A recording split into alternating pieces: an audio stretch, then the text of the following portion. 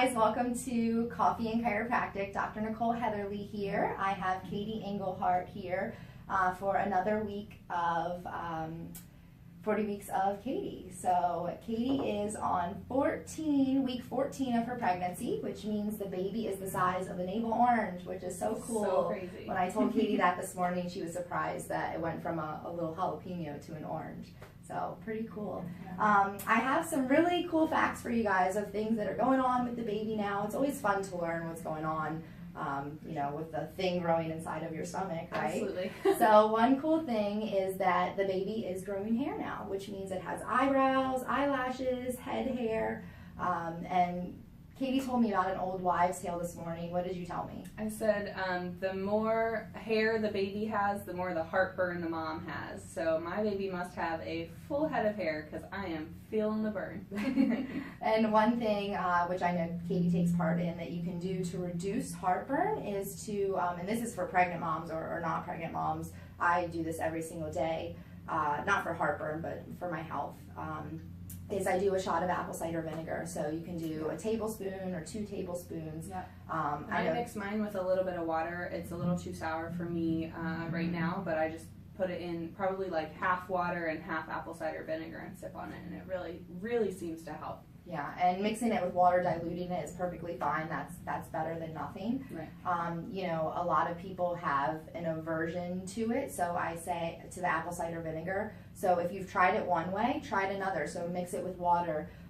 You know, I used to try it cold, which it was disgusting to me. So now I do it room temperature, and I have no problem. So maybe try refrigerating it. You can probably do it hot. Yeah, You may be able to warm it up a little bit, not too much. But yeah, that can definitely help with heartburn. So I'll be looking forward to see how much hair your baby has. Yeah, me too. So another cool thing that's going on is the baby has developed facial muscles. So it's now able to smile and raise its eyebrows and grimace and make funny faces. So if you happen to choose to get ultrasounds, you may be able to see your baby smile.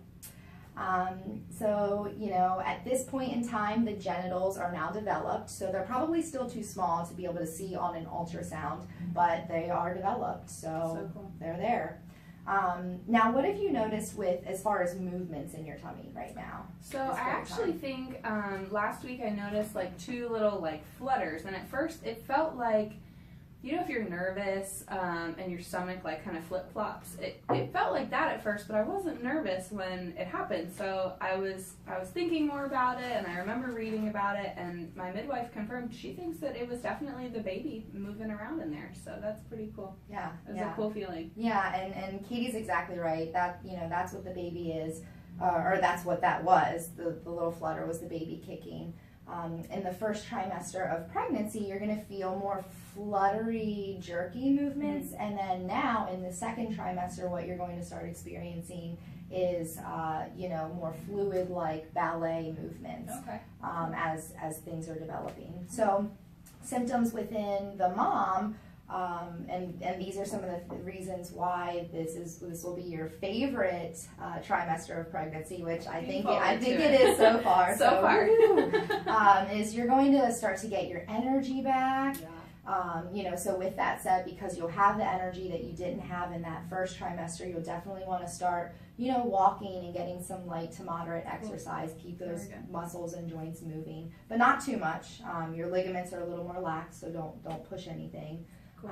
You're going to start feeling happier, so hormones are, you know, kind of leveling out, so, you know, less ups and downs, more level happiness, less morning sickness. Your appetite will increase. So, you know, morning sickness in the first trimester, like we said in a previous episode, is a good thing.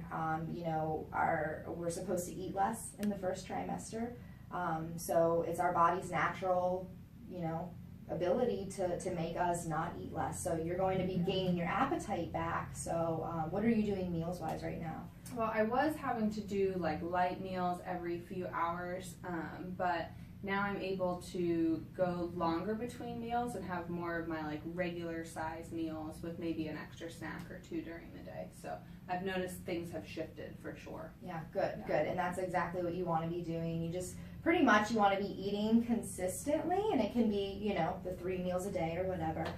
with a few snacks. You just want to be eating consistently so you can maintain your blood sugar and healthy energy levels.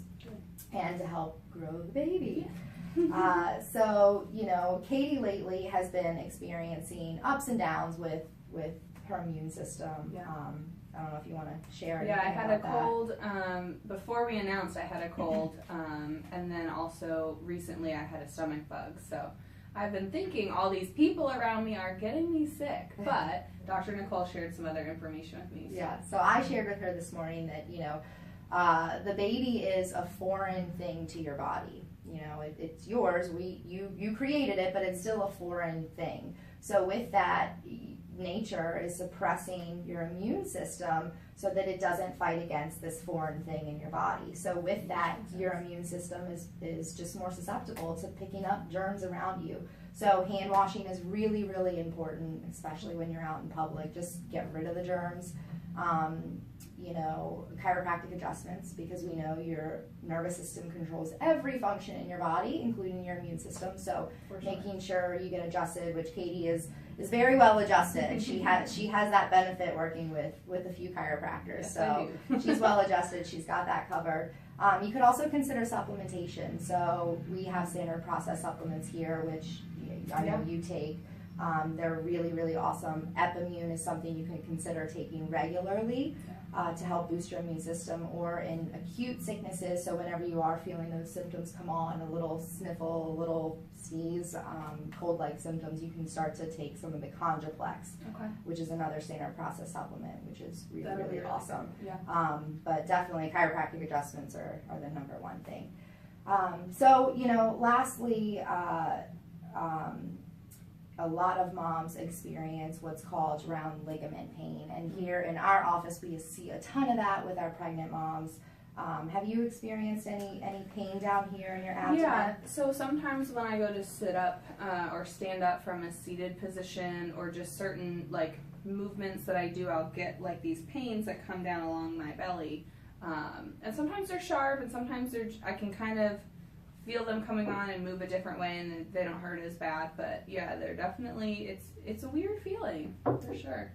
Yeah, and I've never felt that pain, but I have had a ton of pregnant moms describe exactly what Kadi is describing, and that is, you know, that sharp pain in your lower abdomen, especially when you're getting up from a seated position, or sitting up from lying down, or turning.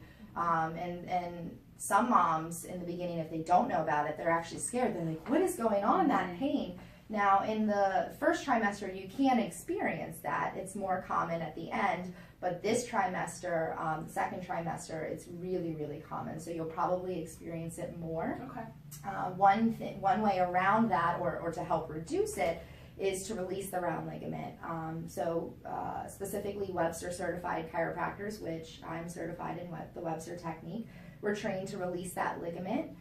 So that it's not as taut and tender. And just so you guys know, what exactly that is, you know, your uterus, which is where the baby is growing and expanding. That ligament is attached from your uterus to the inside of your pelvic region. And as the uterus expands, because the baby's growing, that ligament becomes thinner and more taut. So it can create pain when you're moving in certain ways. So what we do is we find the ligament and we actually release it. Also, what that does is it allows the pelvis to maintain the proper alignment, which is super important with a baby, because the position of the baby in the womb is dependent on the mom's position of the pelvis.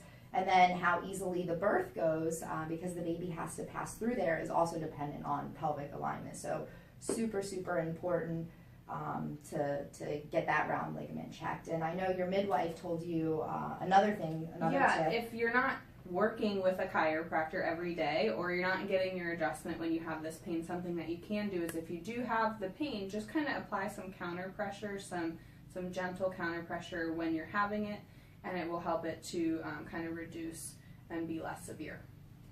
Yeah, and that's a really good tip, and it actually does work, so I hear. So that's all we have for you guys today. Thanks for joining us, Kadi, and sharing all of your fun pregnancy information. And thank you guys so much for joining us. We really appreciate it. Make sure you tune in next week for another episode of Coffee and Chiropractic, the 40 Weeks of Kadi. Cheers. Cheers.